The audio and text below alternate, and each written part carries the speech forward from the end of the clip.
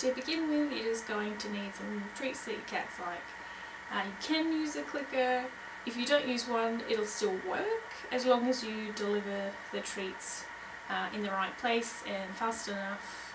You don't absolutely need one, but if you know how to use one, you're most welcome to use one.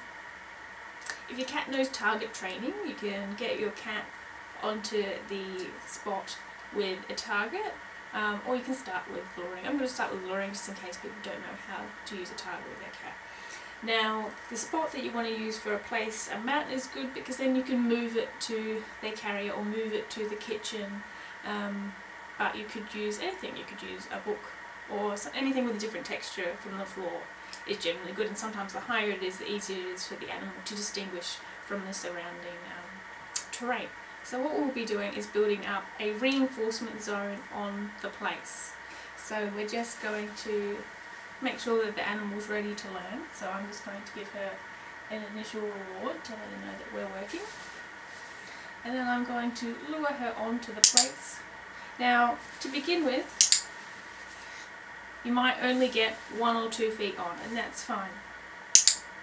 Now you want to control when they come on and off. So after rewarding a couple times on there, I'm then going to, now if you hadn't taught targeting, you could lure them off, but I'm just going to target her off. So I'm going to use a lure to get back on there. And you make sure that you're rewarding on the place, because that needs to be where the reinforcement zone is. Now I'm rewarding quickly for her staying on there, for her choosing to stay on. If she comes off it by herself, you just stop rewarding and pop them back on there again.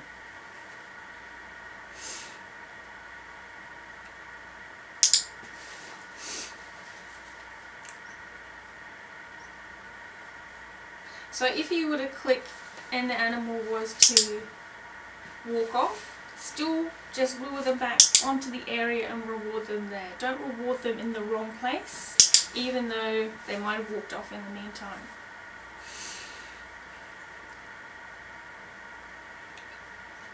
So T's starting to really get the hang of this. We haven't done it with this mat before, but she's seems to get the idea. So the next thing, you leave that in the same place, but she's starting to walk herself on there, because she's learnt that when I go in there, good things happen. So I'm just going to walk myself on there.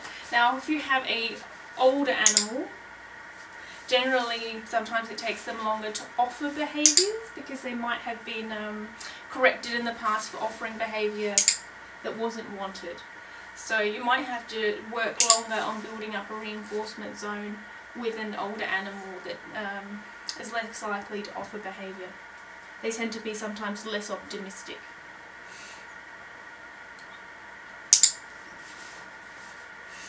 So because she's walking there herself, she's offering the behaviour now. So I'm just going to let her, I'm going to just move her a little bit further away and wait it out. Now even if she took just a step towards it, so she started walking in the correct direction, and then you lure them on to the rest of the way and start rewarding them. So you're looking, because the animal might not go the whole way the first time. And if you miss that chance, they can get frustrated. So if they would look at it and then walk back towards you, you've waited too long. The moment that they start walking over there, to begin with, you want to sort of capture that and let them know that they're going the right way.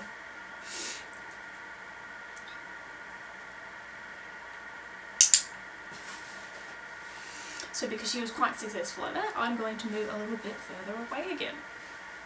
And she's just going to walk straight back on there. So if they're doing really well as well, you can start to delay how long in between each click and treat you're giving them. Don't always make it longer, like bigger gap. Sometimes do, straight away again. That having that unpredictability makes it a bit more interesting for the animal.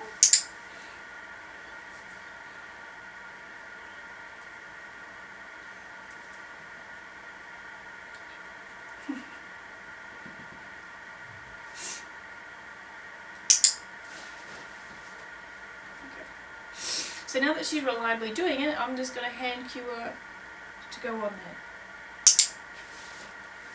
Now she offers to sit. I never taught her to sit, it's just more comfortable for her.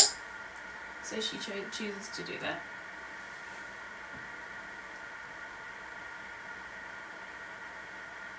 But if you had a cat or dog that chose to then sit or lay down on it, I'd be marking and rewarding for that as well.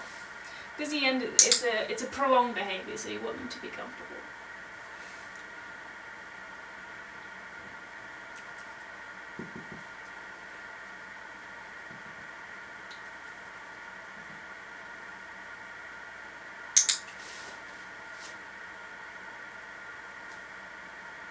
So once you can reliably send them, you don't need to have to send them far. It depends what you want to do. You could keep gradually working backwards. Sometimes come back in, make it easier. Same with the duration. Sometimes if you just randomise how hard you make things, animals tend to enjoy the learning more. Now, to specifically teach your cat to get into a carrier, it depends first of all if your animal has a negative association with it. So if your cat doesn't like the cat carrier, I wouldn't be getting them to go in there with everything on first. If they really don't like it, you might start off by sending them to the mat with the carrier near the mat. So just to build up, approaching the carrier is a good thing. Once the animal is able to approach the carrier, if your carrier has a removable roof, which is sort of the recommended kind, I'd be removing that. I've never undone this before. This has a little bit I can just undo in here, so it's just less enclosed. So with an open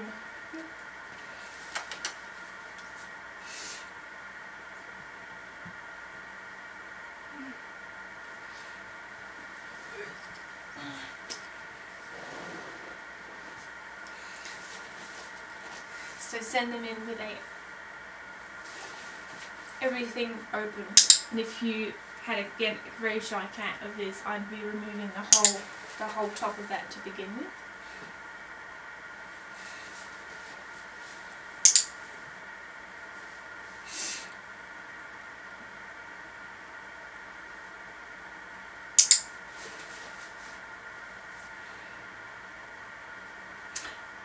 So once they're able to go in and out of the carrier with the lid off or whatever you can off, then you shut the lid and do the same thing. So she went in and came back out, so it just means nothing.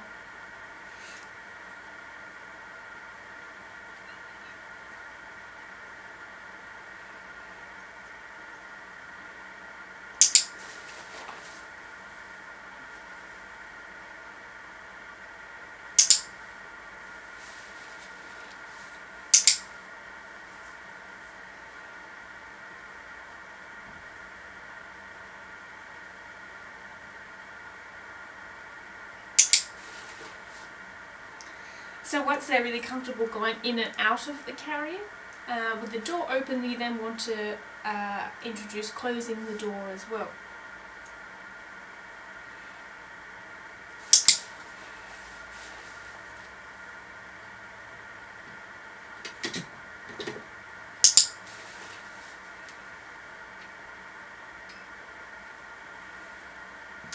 And then build up how long you close the door for.